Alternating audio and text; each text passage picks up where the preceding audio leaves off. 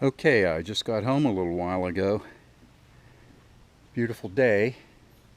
And while I was riding, I noticed that my throttle tube was not rotating smoothly. So what I've done, I've taken off the bar end weight and I turned the handlebars all the way to the left so that that is downhill going in. And I put some oil in there. You can see where the throttle tube rotates on the handlebars inside there. See the play? Let me rest this against the bike. See the play? Put some oil in there. This is a plastic tube that this grip is attached to. And just capillary action will get that all the way in there. Work that. Spin it. Work it up and down.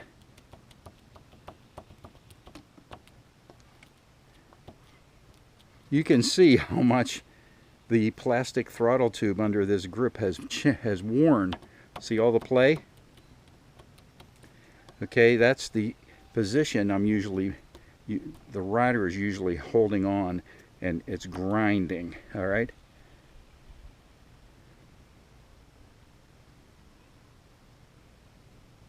He wants a peanut. And when I turn it, look, there's very little play.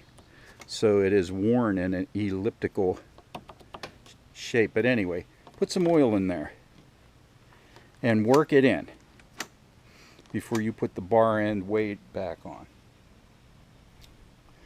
I also noticed my brake lever, which I greased about 500 miles ago, was starting to creak again.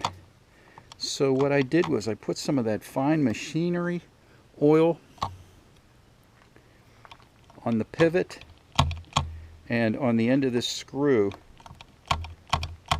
where it contacts the push rod going into the master cylinder, and it's smoothed out. I worked it in like this. Okay, another little chore I did today was I lubed the shifter pivot on this side and that side. Just one drop. We'll get in there and smooth that out. But I did the same thing on the clutch. I put one drop of oil on that brass knob, brass bushing, brass bearing, whatever you want to call it, that the push rod for the master cylinder of the clutch goes into. This part here really wears. It shows wear very quickly if you do not keep that greased or lubed.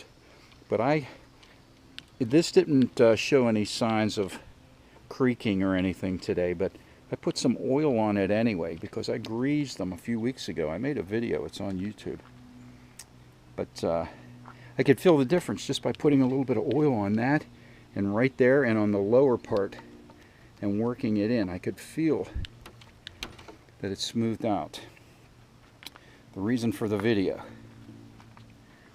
My seat, you see that right there in front of my finger, how the seat cover is stressed and it's starting to show the cloth or the grid, whatever's under this vinyl, actually on both sides. You can see it right there too. Alright, I've touched up here and here. If you look very closely, someone that picks fly shit out of pepper would be able to spot that. Anyone that sees that is looking too close, in my opinion. But what I have done to touch it up here and here is I use this stuff. Angelus, A-N-G-E-L-U-S, acrylic leather paint. This is not dye, this is paint. I've been using this bottle for a few years to touch up like the cuffs on my leather jackets when they start to get a little thread worn on the edges, like this part of the cuffs. Just touch them up with paint. You cannot use dye because black dye turns purple in the sun.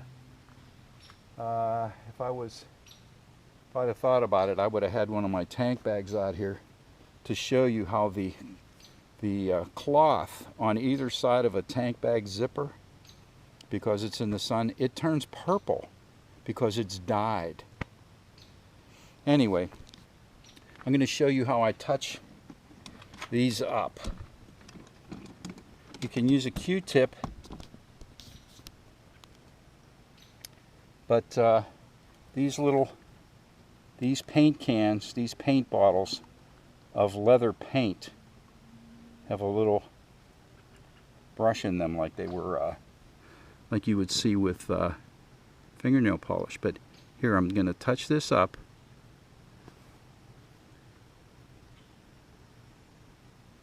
Done.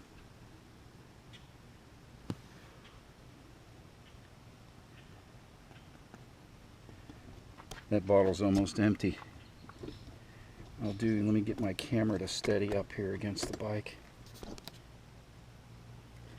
I'll touch this one up too.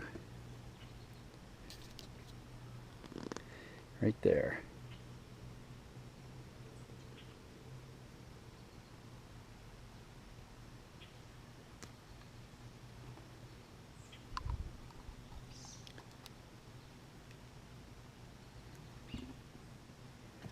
And fixed both sides. That'll dry, and somebody running for a bus will never notice it. That was an attempt at humor. I'll see you there.